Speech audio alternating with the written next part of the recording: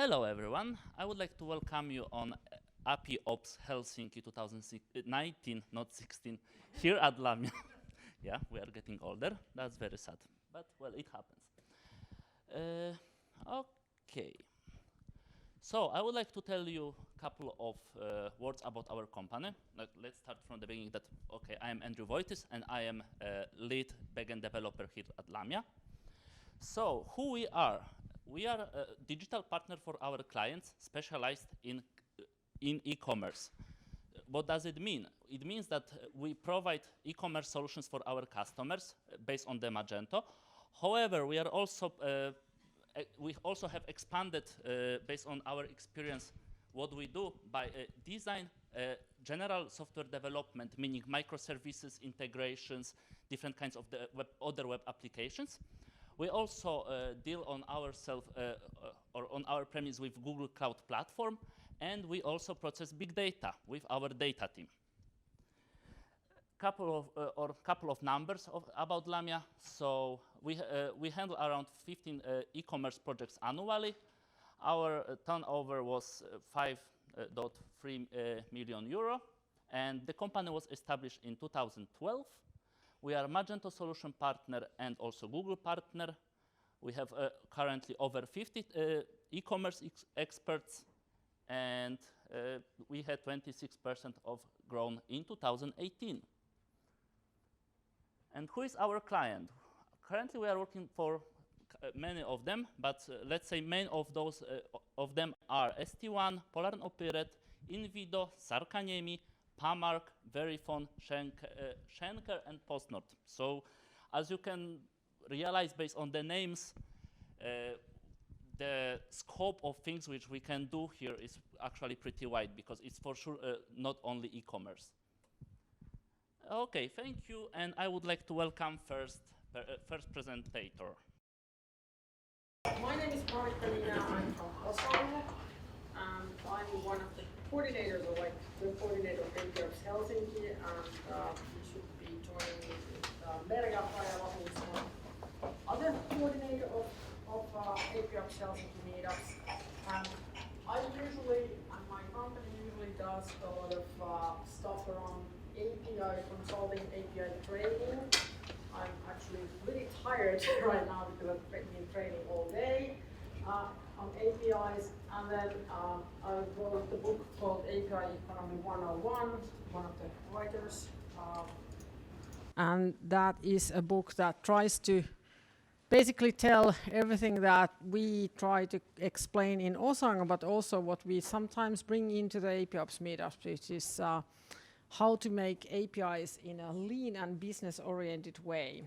And that brings us to the method, APIOps cycles, which is also quite often highlighted in these meetups as a useful tool to start creating your APIs so that they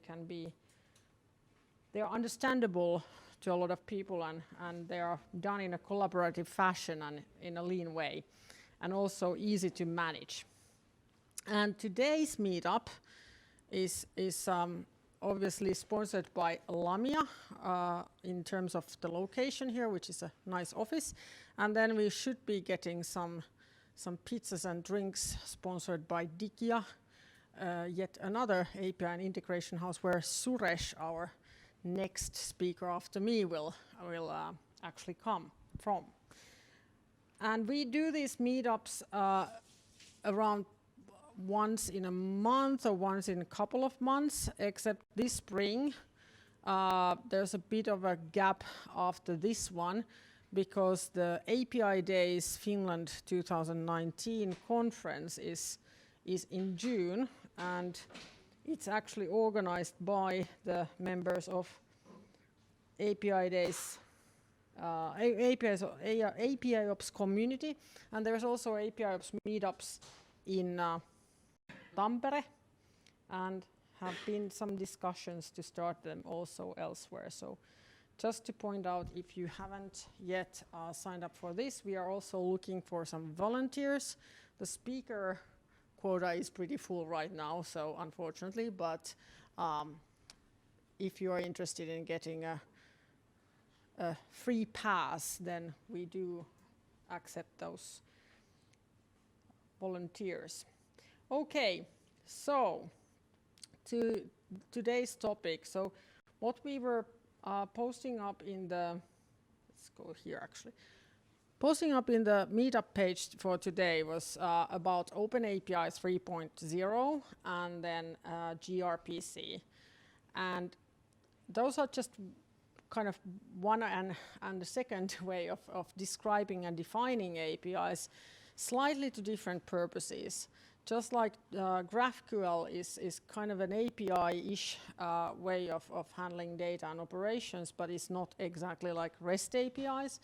So gRPC is also, and Google Protocol Buffer related to that is also another way of describing APIs. They have different uses, and Suresh is actually going to explain that and also show a demo. My first question before I go further is that who has ever done an API with any OpenAPI specification using 2.0 or something? Okay. And who doesn't even know what the OpenAPI specification is, any version? Okay. So very brief explanation and then jumping to the point.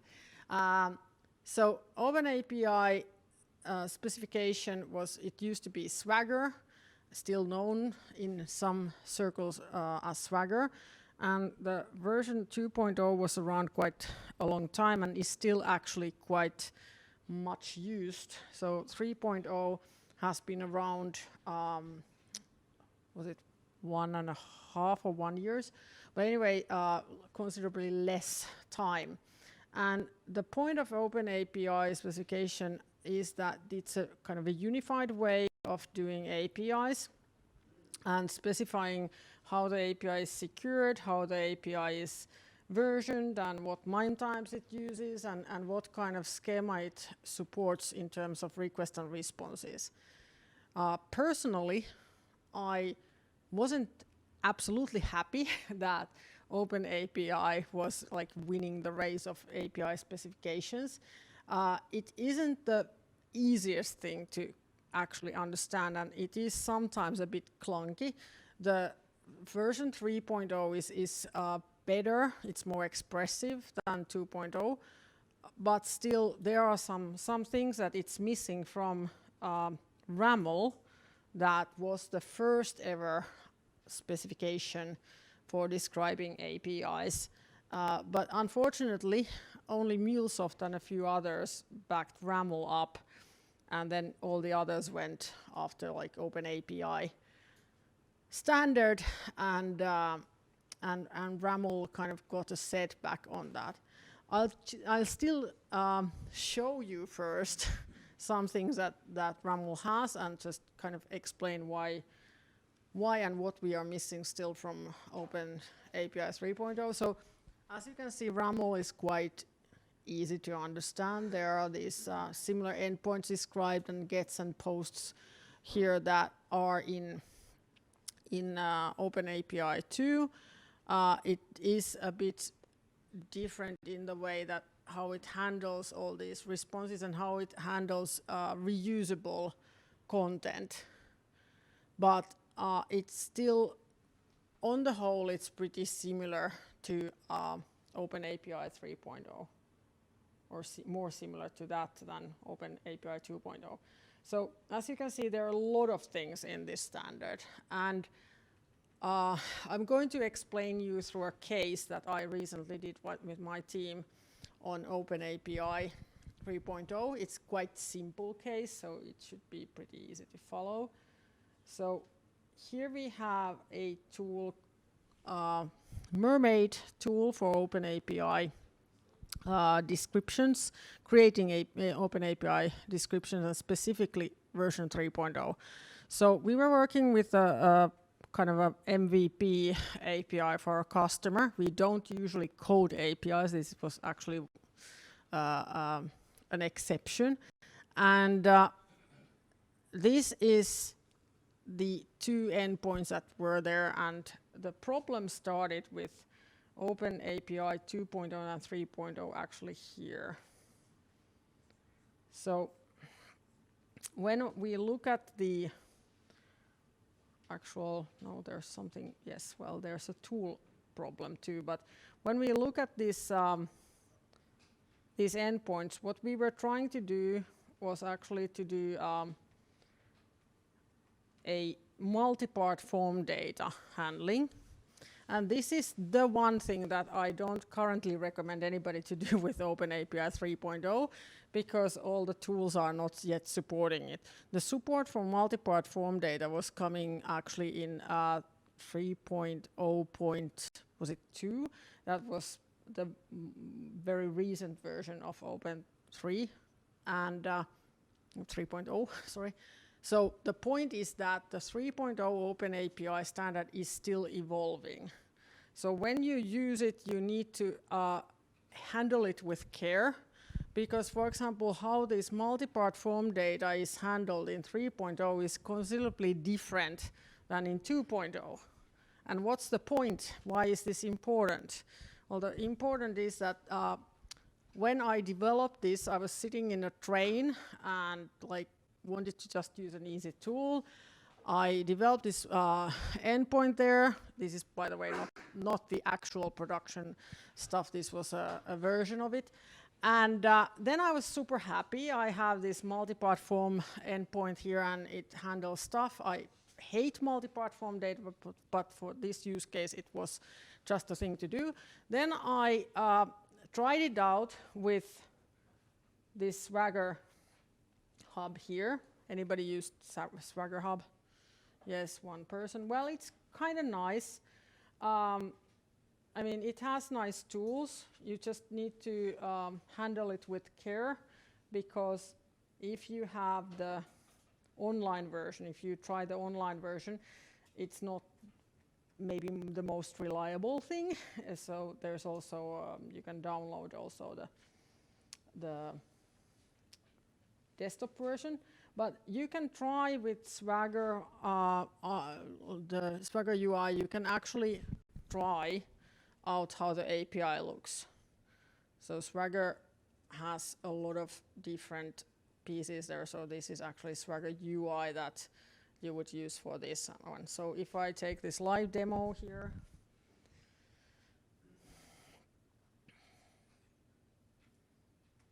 yeah, I have some resizing. Okay. Something funny is happening here right now. But anyways, so when I tried it out here, I copied the specification file here, and then it actually showed me the UI. Everything looked pretty good, still working. I could start testing file uploads, and it was cool. But then I used an API management tool because the customer wanted to deploy an API management tool. In this case, it happened to be VSO2. It could have been something else. And then the API, the 3.0 Swagger didn't actually work there. It kind of worked, but the Swagger UI didn't quite render it correctly. So what was wrong was that because the 3.0.2 version was so recent of the standard, that then these guys had just had time to make support for it in the Swagger UI, and then the VSO2 guys couldn't make it happen in their latest release. So when you are using these specifications, you need to actually look for like how recent standard versions you are using.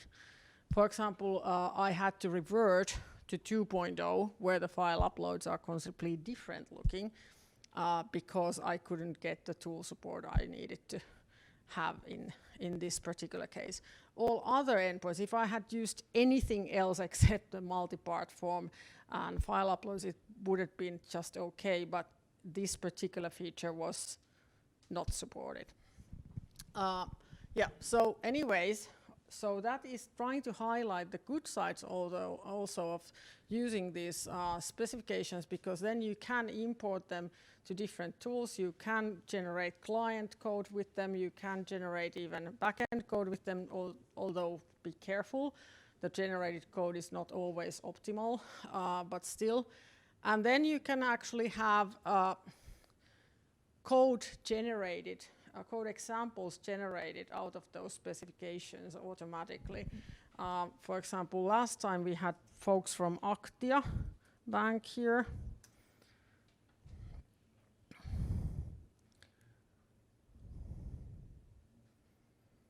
Yes, Afsecor, I know that you want to do that. Okay, so here you can see an example of what happens when you actually use these OpenAPI specifications and then you publish that into an API management tool.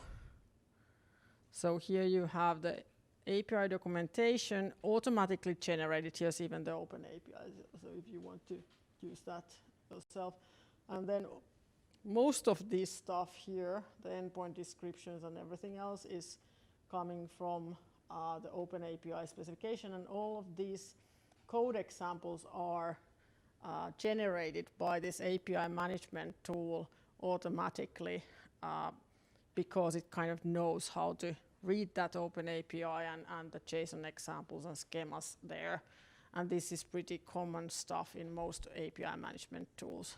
Could you please open the Python? Yeah. Good? Bad? Yeah. Do you know what kind of vendor do you have here? Yeah, it's actually, there's most of everything is actually free stuff from like Swagger Hub and Swagger.io code. Yeah, yeah. Because at least to me it more looks like the development portal of the API Connect. Yeah, this is, I mean, this is IBM's API Connect, definitely. You can already see it. Then it's actually dealing with Swagger 2, not Swagger. Yeah, Swagger 2, but I mean, the point of it is that the API management tooling is still, well, it starts to be compatible with 3.0, but most of it is also compatible with 3.0. But the problem is that there are these features, like the file uploads or like the multi-part forms, that are not necessarily because they are so recent. But for example, IBM's API Connect and many other tools already support 3.0. Also Postman now support. In cloud. It does. It does.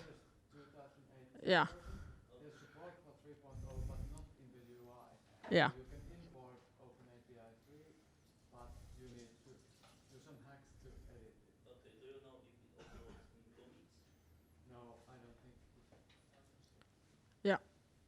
But anyway, that's the problem actually when you're looking at the Swagger UI that is generated. So there's actually an issue that Swagger UI they deprecated some of the features, like for example, curl generation from the default Swagger UI code because it was basically doing different stuff that most of the gateways were doing. So every time you tried an API through the Swagger UI, like if you were in the Swagger Hub, for example, you actually thought that you were getting a curl that was valid, but when you put that into an API management solution and it actually implemented it into the gateway, the curl was always totally different, which ended up in funny results. It even ended up in funny results in our project right now because the multi-part form handling was completely wrong in the version of Swagger UI that it was using.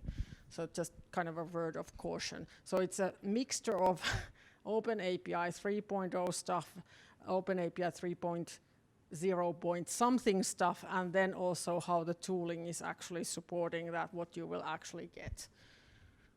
And that's kind of annoying, but that's kind of how it works. But just to kind of point out that when these things work and when this support is there, it's pretty useful.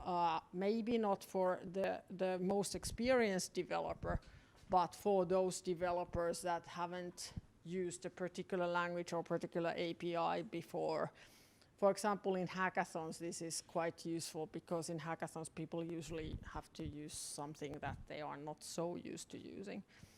But anyway, my kind of 2 cents in this is that Postman collections are pretty cool. Postman is using the OpenAPI 3.0. If you have people in your teams who need to do API testing or do something with the APIs and can't code, then that's pretty useful to have them import and export the OpenAPI 3.0 there. It supports most of the features that you need it to support. There are these certain kind of edge cases that it doesn't really well support it, and watch out for the tooling. And watch out for 3.0 still changing. And for example, the next change that should come at some close point, there are like two things that people have been really waiting for like 3.0 or 4.0, is that it should support JSON LD, so like link data, which it doesn't yet. You need to do all kinds of nasty tricks to get it supporting there. And then also the kind of RAML likeness. So MuleSoft has said that they start supporting OpenAPI and actually maybe are even giving up RAML altogether, but that will happen in the future versions of OpenAPI.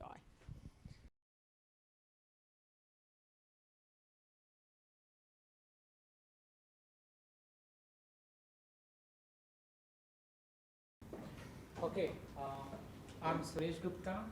I'm working as an API developer and also working in the field of API management, cloud, DevOps, and automation in Digia. Before I start, is there anyone who is experienced with Google Protocol Buffer? Okay, so have you used like the framework gRPC or just like the Protocol Buffer data format? Well, I was using gRPC. Okay, cool. Okay, so Google Protocol Buffer, this is like mainly developed by Google team. So it's like this is the definition taken from Google website, the Google development team, and it's really nice definition. It tells maximum stuff about the protocol buffer. So it's language neutral, platform neutral. So it tells like you can implement this protocol buffer in a way like it is not dependent on any language or any platform. Then just think it is like XML or JSON data communication, but how it is different, it's smaller, faster and simpler. We'll see like how it is, why we call it as simpler, faster, smaller and simpler. So these three lines are very important. You define how you want your data to be structured once. So basically what happens in protocol buffer, you will create one schema. I'll tell you how it happens. It's protofile. So you define once your data, like how to structure. Then you use some programming language. You can use spatial generated source code to easily write and read your structured data given from a variety of data streams. So once we have the schema, then we have programming language. The programming language can be Java, Python, Node.js, anything. So you can use that programming language to read the data and write the data, and using a variety of language. So how it looks. So I'll start from the format of this protocol buffer. So this how it looks. This is like one of example of protofile. See, it tells the proto 3. Like there is some proto 2 also.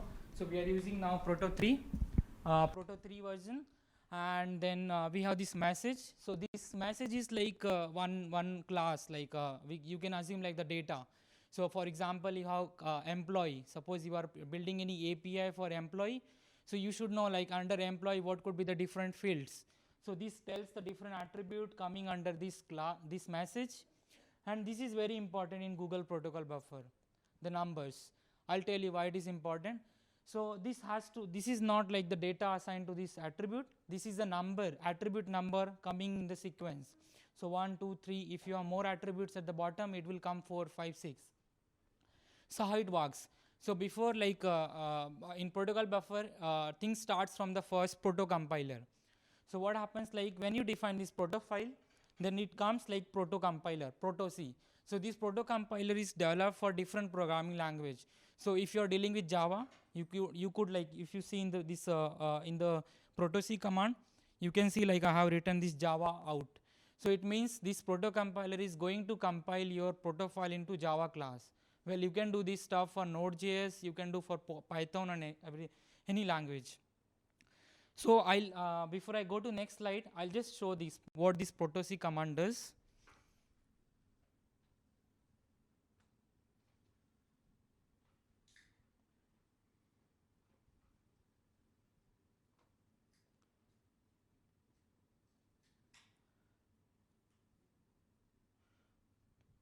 Okay, so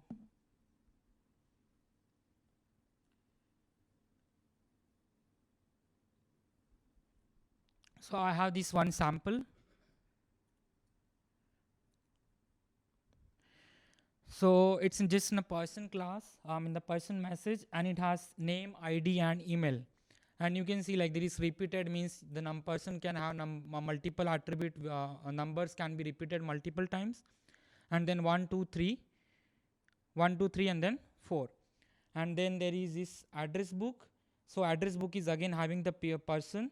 The type of this attribute is people is the attribute, and its type is person, and every person has this attribute. So in short, I'm building address book message, and it has multiple individuals which has further these attributes. So what I'll do, I'll show the protocol command.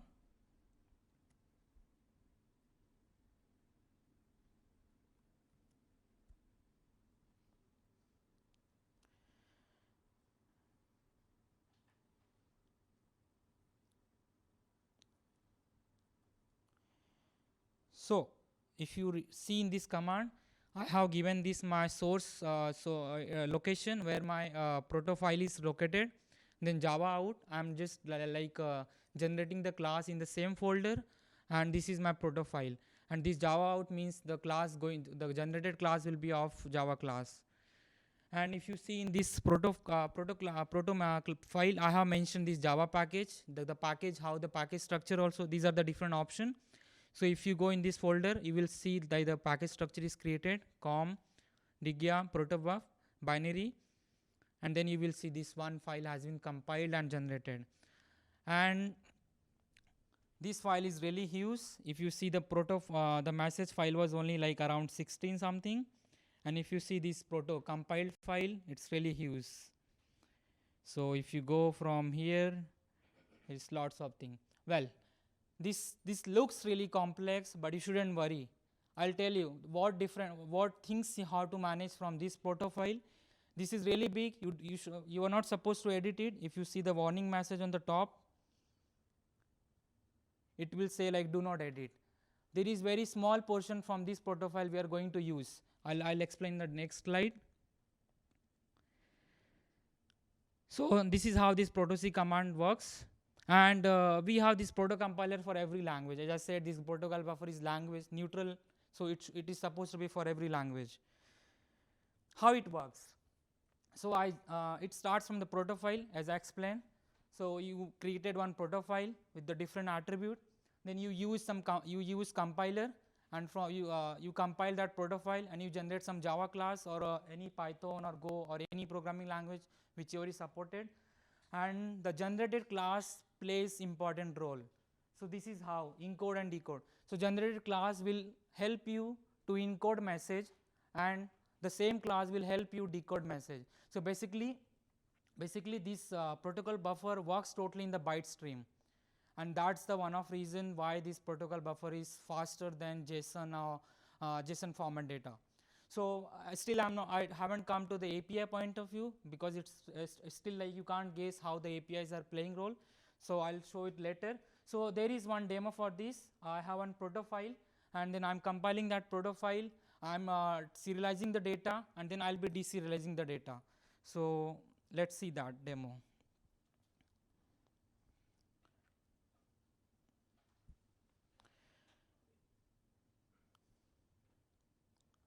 Okay, so demo, I have prepared demo in Java language. So if you see the thing which I did here now, I used some manual command, proto compiler, and I compiled the proto class, and I generate proto message file, and I generated the class, right? This should be handled manually. So there are lots of plugin available. You can use those plugin.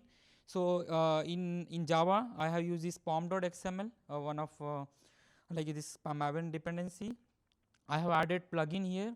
So that plugin is like helping me to generate this compiled Java class every time automatically. I'm not doing it manually. And if I go here, I'll show. So the same file which I used before, the same file is here, and then I have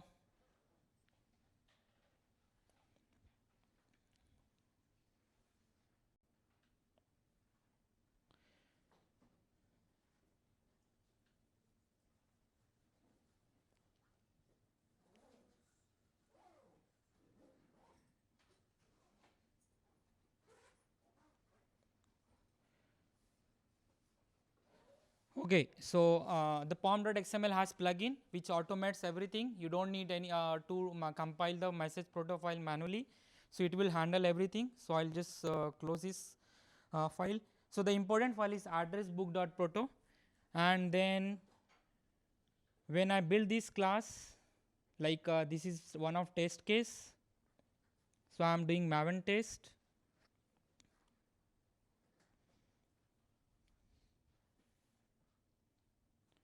So the plugin goes to the proto directory, it reads the proto file and it compiles. Okay.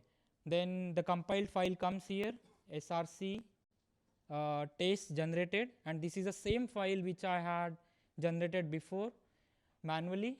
Here the same file is here and the same file has been generated here as well. Now let's see how to use this file to serialize and deserialize the data. Okay. So if you see, this is one of my test case where I have this serialize and deserialize method, and if you see, like the this is my proto class which was generated. This is the important stuff which we do always with the proto file. So if you see, like I'm using new builder, so addressbook protos is one of static class. I have this static attribute there. So I'm just referring this and I'm using the nested setter method. So basically protos file will be proto class will be used just to set different message, and you are not supposed to like do anything else from the proto file. So this proto file is just I am using that to set the different attributes and build the message. So build message person using nested setter. That's all I did with this file. Okay. Then the next thing is like add people. So if you see in this proto file, this was the repeated attribute. So I built first, I had built this message person. So this is the first one. I built the message person, and then I had one more message was address book, and this address book refers to the people. So if you see, I am building one more message here, address book message, and the address book carries person. And the add means when you are adding multiple attributes, so proto class provides you the add method. So finally I have created my address book message. And what I'm doing for the demo purpose, I just serialize this data into one of file. So we can open that file and we'll show you, you will find the binary data there. So I have written this serialized address book into one of file, and then meanwhile immediately what I'm doing the deserialization as well. So deserializing, I'm reading this file, from file path, I'm reading that file, and you see like the same proto file I'm using for deserialization. That's a merge from method. So I'm reading that file and I am just reading the binary data from file, and I'm deserializing it, and you will see now the asserts, and I'm doing the assert equal. So you will find all the deserialized values will be equal to the actual data. And you might have seen when I ran this Maven test, my test case are passed. So that means the serialization and deserialization is working fine.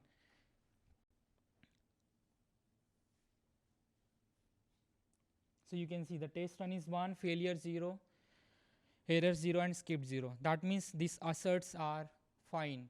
So serialization and deserialization working fine. And briefly, I can show the data which was written in that file. So this is how it looks, the serialized data.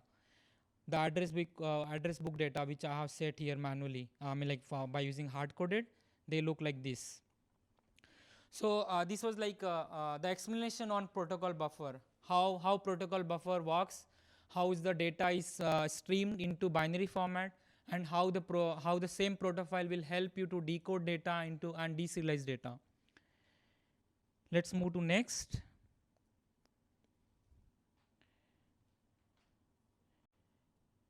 Okay, so it's quite easy. Like when I say like protocol buffer has streaming, it serializes your data into binary format, and because of that it's faster and small, like it gives better performance.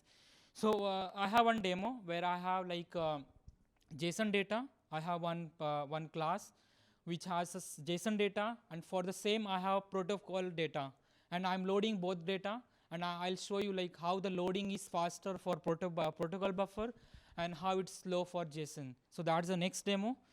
Compare JSON versus protobuf.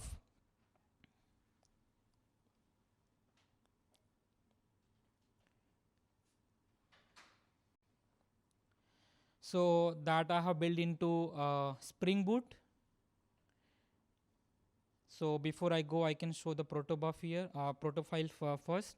So again, this is like quite like understandable. I have people. People is the one message, and in people I have person, repeated person message, and every person has this attribute name, and then every person has different attribute which are again repeated: address, mobile, and email. And then every address has this street and number. So this is how you can build nested message in protofile.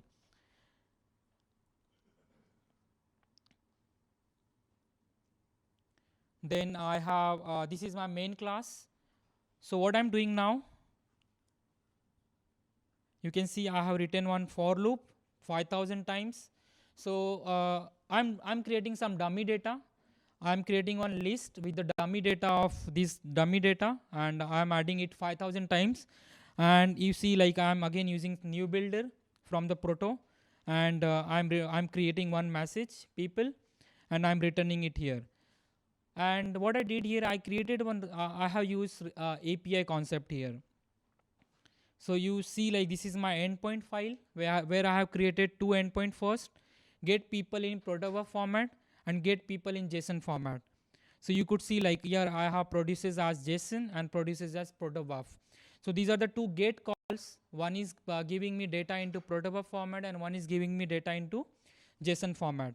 And then I have one API which does this comparison. It will tell you the average time taken while loading JSON data and average time taken while loading protocol buffer data. So this is here is a small calculation, get protobuf processor and JSON processor, and it's very simple. There is, if you see the code below, I have written just one unirest. Unirest is like a HTTP client library. You can invoke HTTP GET call from here itself. So you can see this is calling the same API which I have written on the top. If you see here, protobuf /people, and this is my protobuf processor. And if you see in JSON processor, I am calling JSON API. So what I'll do, I'll run and show the difference.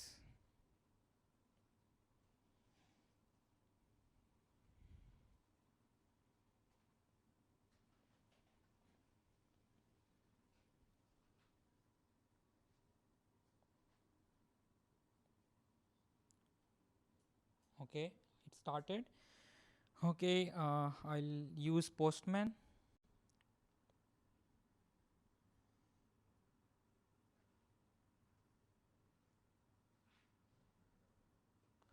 So if you see like this is working, this comparison is working from this endpoint, protobuf /java, and the get method.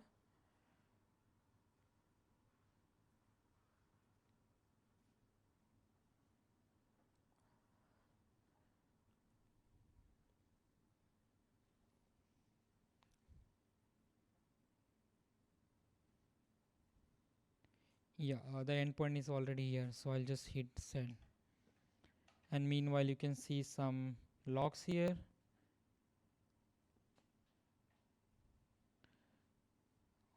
it's done. So this is how the protocol buffer just took 50 millisecond to process the same JSON data, and JSON is taking 207 millisecond. So this is how it tells like the protocol buffer is quite faster than JSON data. So next, this was a demo 2, just to explain the comparison between JSON and protocol buffer. But this was like the some time back when this protocol buffer was like developed only for binary streaming data, serialization and deserialization. Later Google team, what they did, they built new framework, gRPC framework, and that's really good. That's the only one who, people are quite like nowadays using for as a like API for building APIs and everything. So what's this gRPC framework? Basically gRPC framework is totally working on the top of protocol buffer. gRPC framework is just like as the name suggests, RPC is the remote procedure call. So what we are doing now, instead of like building these APIs based on the context, what we are doing, we are building procedures at server side. So we are writing different methods at server side, and we have clients which are invoking those services. So in short, it's like more and like towards procedure invocation from client side.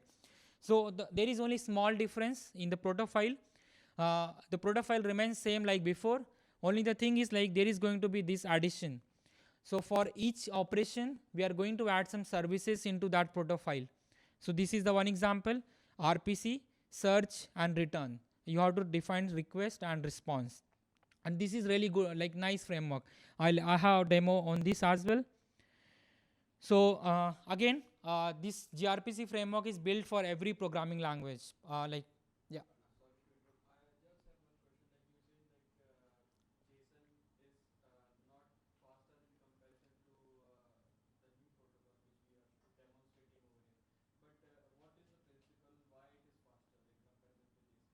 Yeah. Yeah. Okay. I can show one small example. So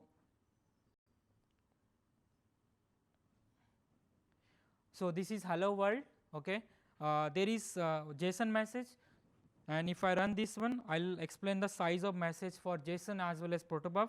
So you could see the same message in protobuf is like only 17 bytes and JSON is 39 bytes. And I can explain why it is the size difference, because in JSON format you always see that there is non-verbose data which doesn't give any information. This curly braces, double colons, then again this colon, again we use this double quotes, then we use this curly braces. So because of this non-informatory symbols, JSON data is always bigger. Well, it is quite easy to understand, and it's supported by many programming language. So that's the reason, like because of the big size message, JSON is slower than protobuf. In protobuf, you will not find such extra like characters. Protocol buffer. Yeah, it's binary. It's not human readable. It's not human readable. It's like you can decrypt or you can deserialize from programming language, but it's very well managed from the proto file. So this that's why this intermediate layer came, the proto file. And this proto file, whatever you want, just define it here, and it will generate this proto class. And from proto class, you can just use the builder and serialization method and deserialization method. That's all. And everything is internally handled by protocol buffer framework, like we'll see in the gRPC. Yeah. So this is one of gRPC framework, how it works. So we have clients, again clients, we can have server, we can have clients, and every clients and servers can be different programming language. You can have Java microservice developed into gRPC, I mean like protocol buffer. You can have Python here, you can have Go here, anything. And they can really talk to each other, because anyway the formatted data is binary, and they really understand programming, the format in each language. So I can show one demo here.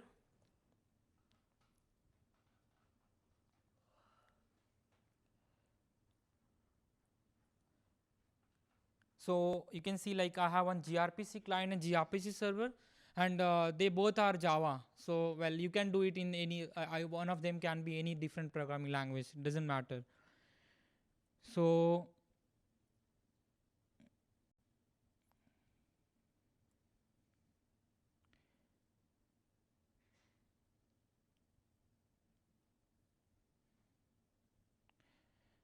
so before I explain, I'll just show the this protofile difference. So you might have seen the similar structure before in the previous demos. They are always going to be the same. The only new addition is here. We add services at the bottom, and these are like the services which will be exposed to the client, anyone who wants to invoke, and they can invoke these every services and they can do the operation. And the another thing happens, like when you compile this proto file, so you could see this is the different class generated from this proto file, and you might be wondering like why there are different multiple files created. So I'll explain. There is this option. So if you make this option as true, so it will generate for every message, it will generate separate Java class. And if you don't mention this boolean here, it will generate only one class, and all the messages will be in the same file, same proto file. And another different thing happened here is this gRPC class has been created. So this gRPC class plays important role in gRPC framework. So I'll explain this server code. So you can see the server code is quite simple, like just 4 line code. So you can mention the port where server is going to run, and then since as I said, like here you have to make different services and expose it. So this block service IMPL is the another one. So this block service IMPL is going to have all the services which I have defined, and their signature is exactly same as in the proto file: create block, read block, update block, delete block, and list block. And they are coming from this proto file. And if you see their implementation, they are using this gRPC. So they have been the implementation is done here. See, this all are coming from the package com.proto.blog, and I'm adding this service to this add service block service IMPL. So what you have to do, you have to expose server to some port and provide the instance of service IMPL, and then this is for reflection, and just build it. This is creation of server, and just start it. So I'll just start this server.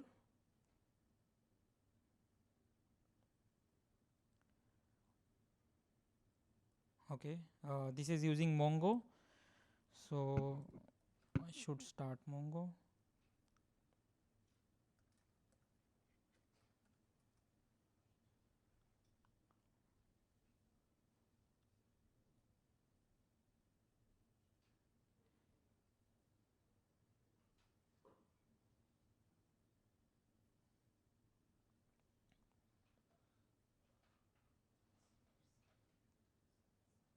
Okay, I started before, so port is already in use.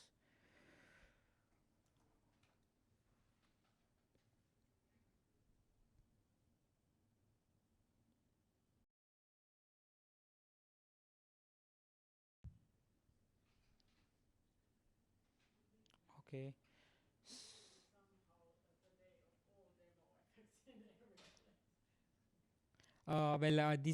This didn't this directory has been refreshed because it's not finding the compile file, so I should build it again.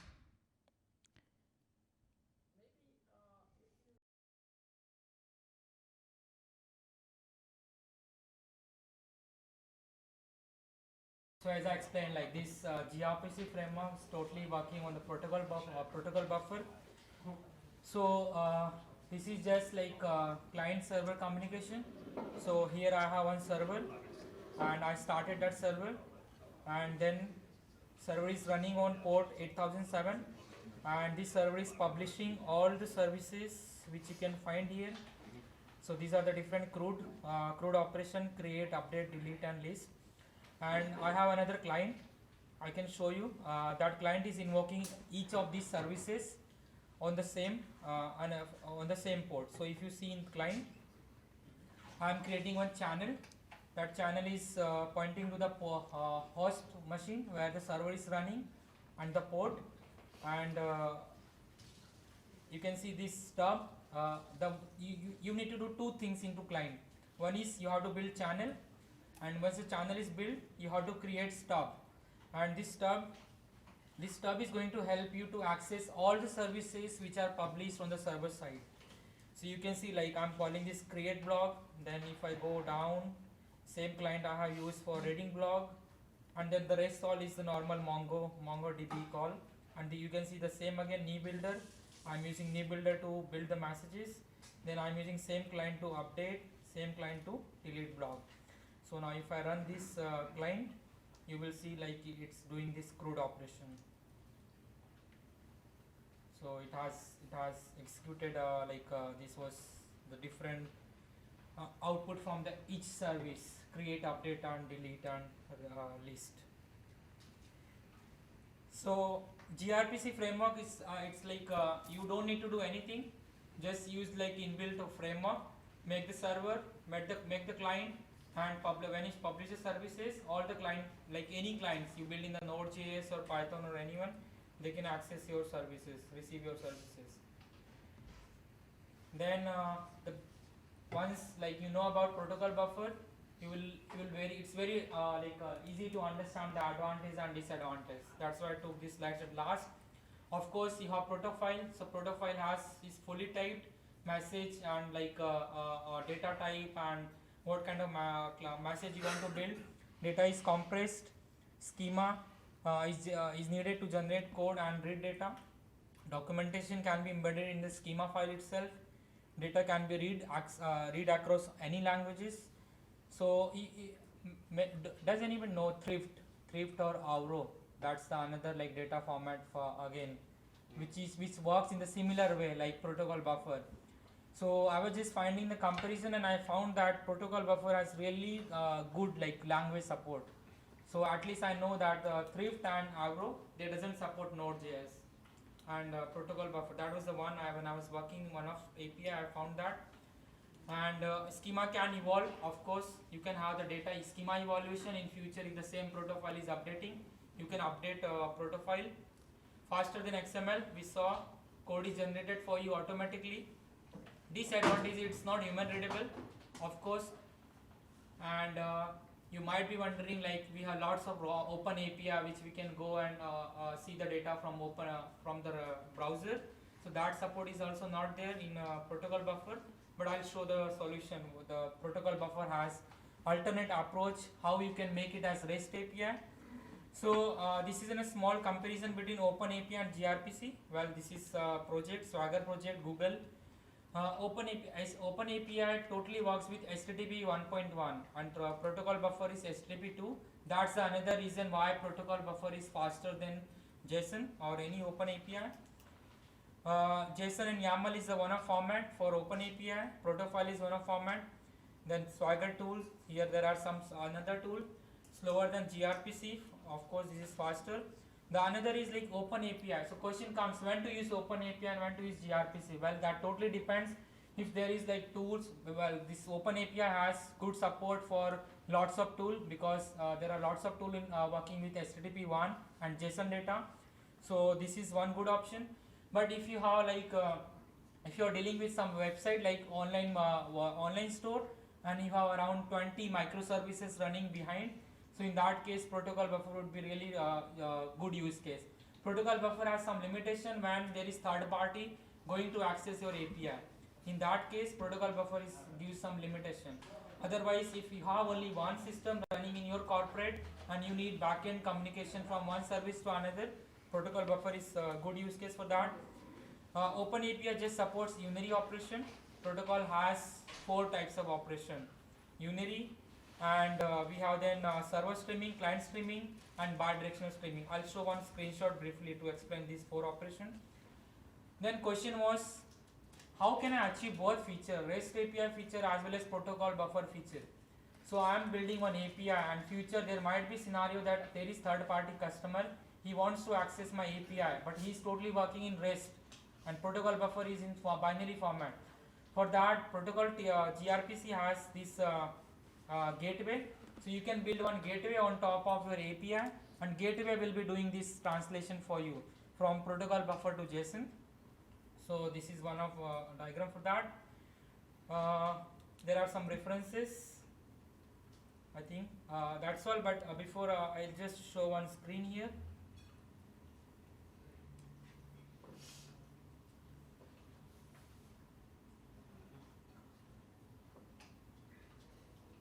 So I told like protocol gRPC supports 4 types of operation. So that's here. So this is normal. The unary is a normal REST API which we have quite many use cases where you just send the request and you get the response. There are 3 more use cases which gRPC supports. Server streaming, where client sends us request and stream happens, and client streaming and the bidirectional streaming. So this was the another 3 operations supported by gRPC. Yeah, so that's all. So can you go back to the presentation to the page where we are comparing OpenAPI with gRPC? Yes. Yeah. The first question is why are we comparing framework with way of documenting the API? And another would be that actually OpenAPI, well, again, it's documentation, but of course we can send REST requests through HTTP too.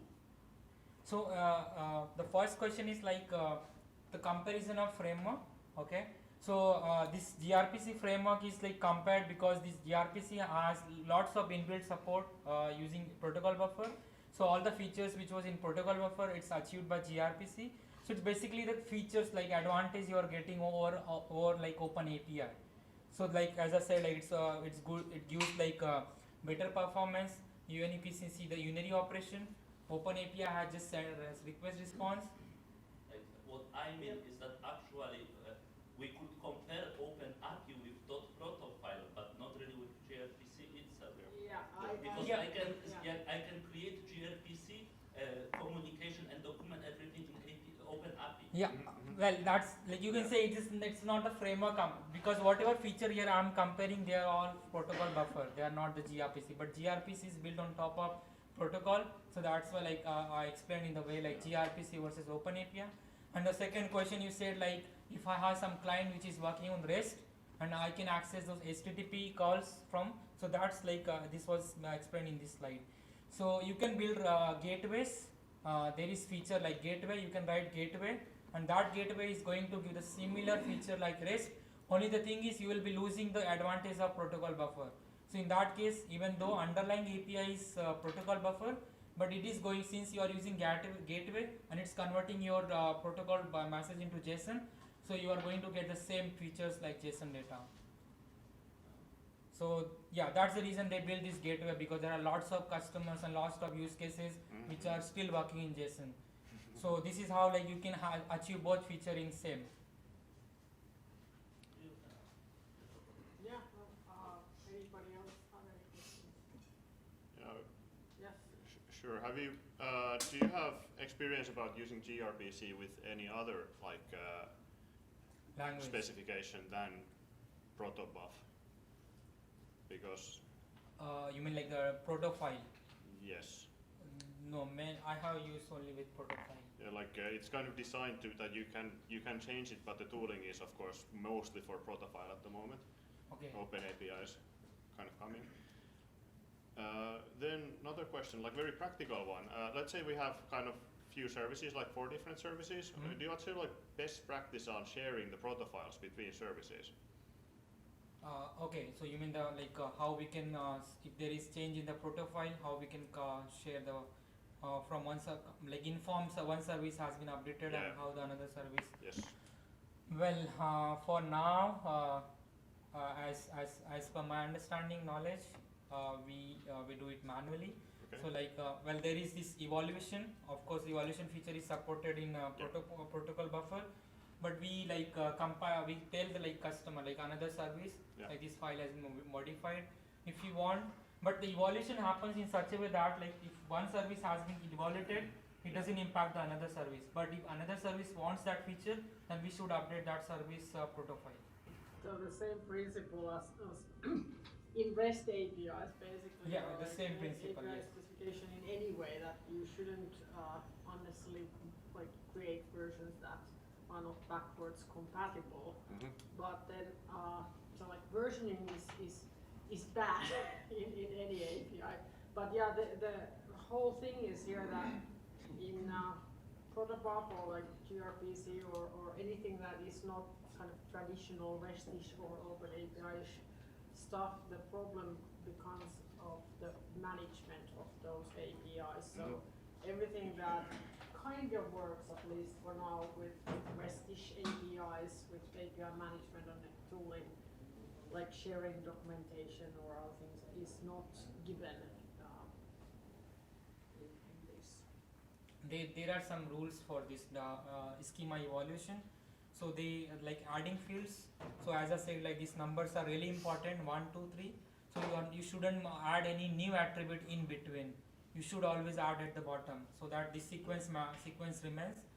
And then default values, like then if you add some extra values, suppose one service is working and it needs some evaluation, new field is added.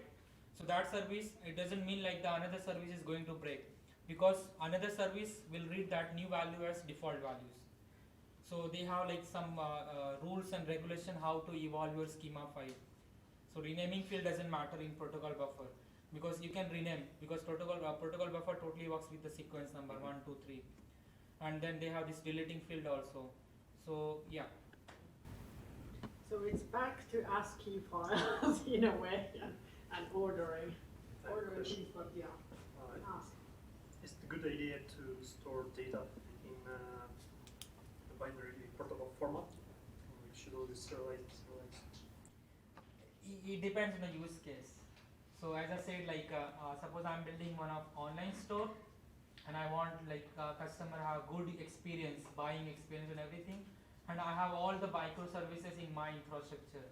So in that case, I can build my all 10 services in protocol buffer and they can communicate very faster. So in that case, I'll go with the Google protocol buffer. But if I'm building any services and I have like future prediction that my services might interact with some other application, and some other application is going to use my like service.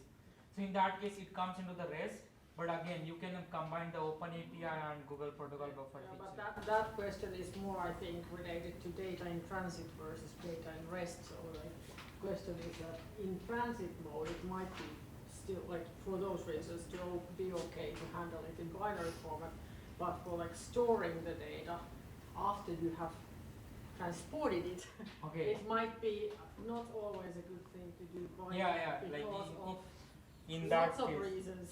in that case, maybe JSON would For be good. example, archiving or Yeah, being able to read it afterwards in some other form. in that case, maybe JSON would be better. Just like being in close contact with a lot of archiving and document management systems, like I understand that question, or invoicing, for example, or accounting. But yeah, maybe you